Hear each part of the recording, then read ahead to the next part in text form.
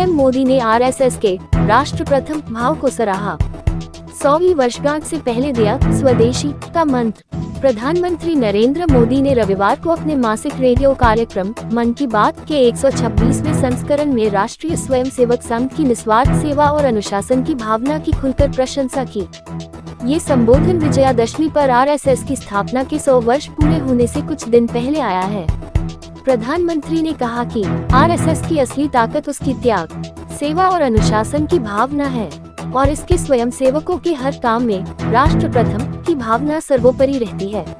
प्रधानमंत्री मोदी, जो स्वयं आरएसएस के प्रचारक रहे हैं, ने कहा कि केशव बलिराम हेडगेवार ने देश को बौद्धिक गुलामी से मुक्त कराने के उद्देश्य से 1925 में विजयादशमी के दिन आरएसएस की स्थापना की थी। उन्होंने कहा कि तब से आरएसएस की यात्रा प्रेरणादायक, उल्लेखनीय और अभूतपूर्व रही है। मोदी ने हेडगेवार के उत्तराधिकारी एस गोलवलकर की भी प्रशंसा की।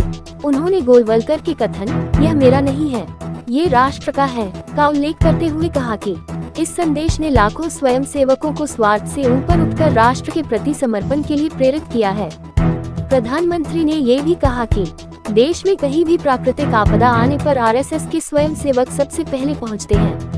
पीएम स्वदेशी और वोकल फॉर लोकल पर जोर दिया। प्रधानमंत्री मोदी ने एक बार फिर स्वदेशी उत्पादों को बढ़ावा देने और वोकल फॉर लोकल को खरीदारी का मंत्र बनाने पर जोर दिया।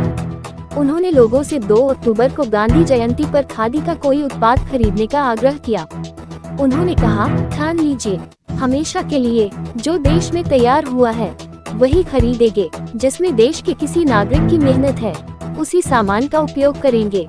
उन्होंने समझाया कि जब हम ऐसा करते हैं तो हम किसी परिवार की उम्मीदों को जगाते हैं, कारीगर की मेहनत को सम्मान देते हैं और युवा उद्यमी के सपनों को पंख देते हैं।